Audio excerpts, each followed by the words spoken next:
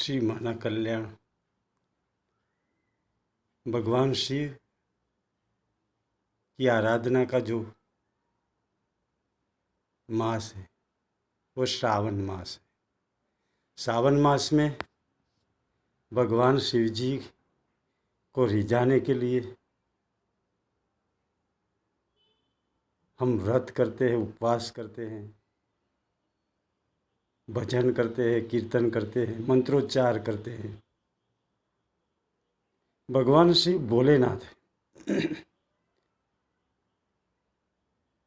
इतने भोले हैं कि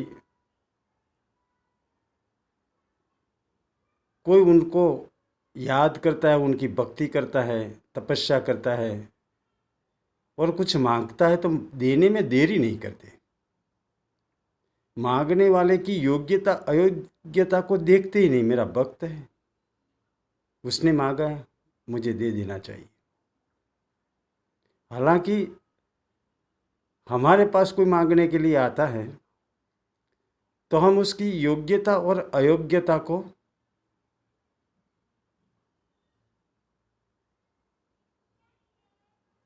सोचकर समझकर उसे देते हैं। अगर अयोग्य है तो हम ना बोल देते हैं, इनकार कर देते हैं। हमारे पास कोई भीख मंगा आ गया, वो हमारे पास मांगेगा तो हम सोचेंगे कि मैं जो दूंगा उसका वो सही उपयोग करेगा या गलत उपयोग करेगा, उसे देना चाहिए या नहीं देना चाहिए, ऐसा हम सोचते हैं। लेकिन भगवान शिव ऐसा कभी नहीं सोचते। वो उदार है, भोले हैं और अपने भक्तों पर जल्दी प्रसन्न होने वाले देव माने गए हैं। इसीलिए तो वो महादेव है। उस महादेव की उपासना सावन मास में की जाती है। शिव का अर्थ होता है कल्याण। वो कल्याणकारी है। उस कल्याणकारी तत्व, शिव तत्व को पाने की उपासना सावन में करने से हमें जल्दी सफलता मिलती है। शिव जी कहते हैं आप भोले बनिए, उदार बनिए, शुद्ध बनिए, दयालु बनिए। एक एक ऐसे जो गुण हैं हमारे में यत्न करके, प्रयत्न करके हमें लाने चाहिए, जिसको बोलते गुण संग्रह। गुणों का संग्रह करते करते, अपनी कमियों को निकालते निकालते एक दिन ऐसा आता है कि हम शुद्ध हो जाते हैं। और शुद्ध हो जाते हैं तो शुद्ध तत्व जो परमात्मा तत्व है उसकी मुलाकात हो जाती है, बेड़ा पार हो जाता है। परमात्मा में को मिलने में देरी नहीं लगती है, लेकिन हम जो गलत रास्ते पर चले गए हैं, बाहरी सुखों की उलझन में पड़ गए हैं, वहाँ से वापस आके अपने भीतर परमात्मा में आने में देरी लगती है, विचारों को हटाने में देरी लगती है, मन को शुद्ध करने में देरी लगती है। परमात्मा को पाने में कोई देर नहीं है, कोई देरी नहीं लगेगी। लेकिन हम जहाँ पहुँच गए हैं गलत जगह पर, वहाँ से वापस आने में देरी लगती है। कोई कहता है वो इतनी साल से भक्ति करता है, कुछ नहीं पाया। ऐसा नहीं भाई, वो चल रहा है, एक दिन जरूर अपने स्थान पर पहुँच जाएगा, अपने आत्म प्राप्ति के लक्ष्य को प्राप्त करेगा, जरूर करेगा। कभी कोई भक्त को ऐसा कह के उसकी हंसी नहीं उड़ानी चाहिए, उसकी मजाक नहीं करनी चाहिए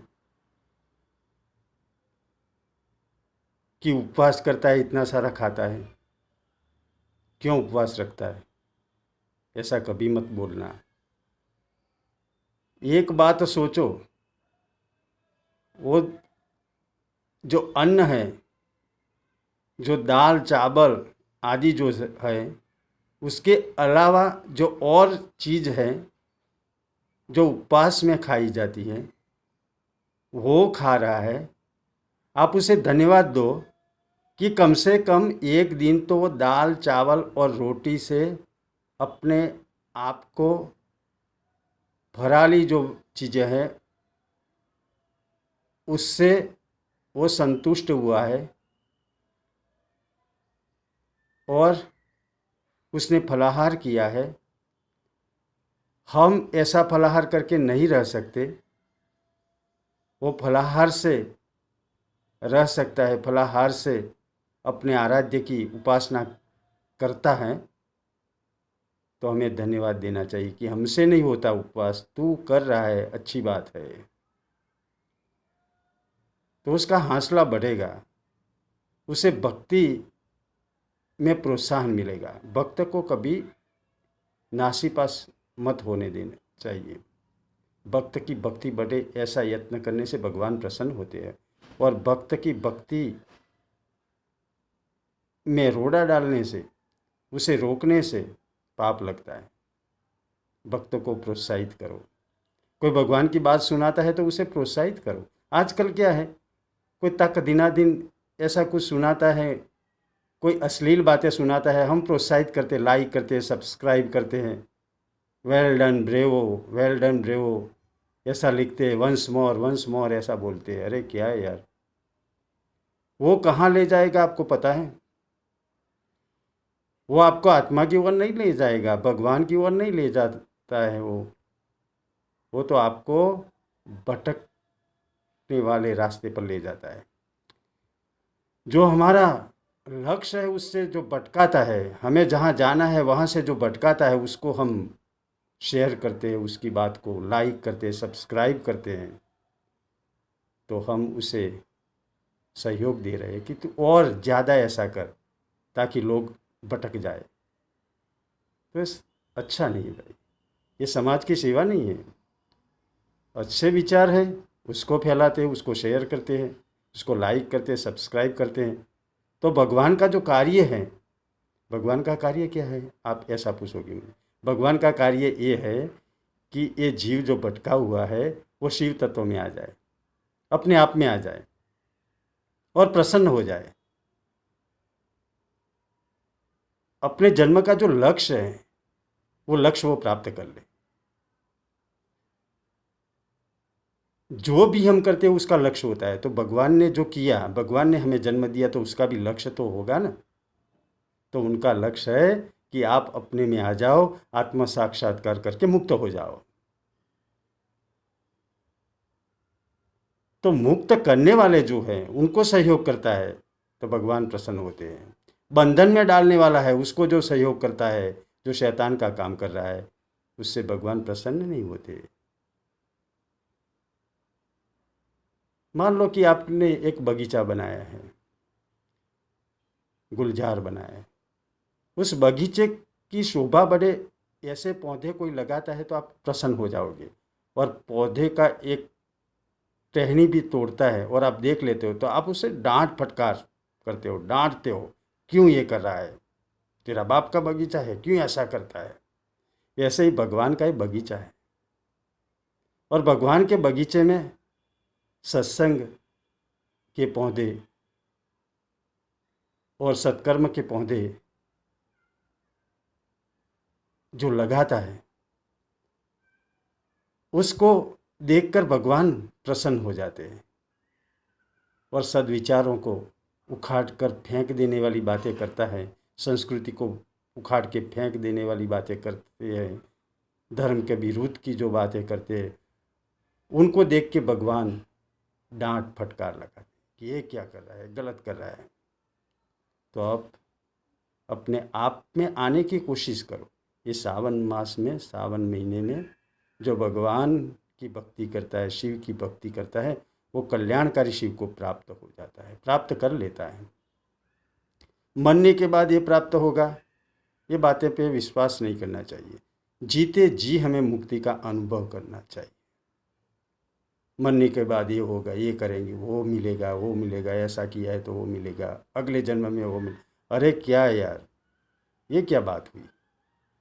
तूने जो किया है उसका फल तुझे इसी जन्म में मिले, ऐसे कर्म करने चाहिए, अभी अनुभव करना चाहिए। ये वायदा बाजार नहीं है। अब ध्यान करो, प्राणायाम करो, भगवान में गोता लगाओ, अभ्यास करो, तो ये तुरंत फल देने वाली बात हुई।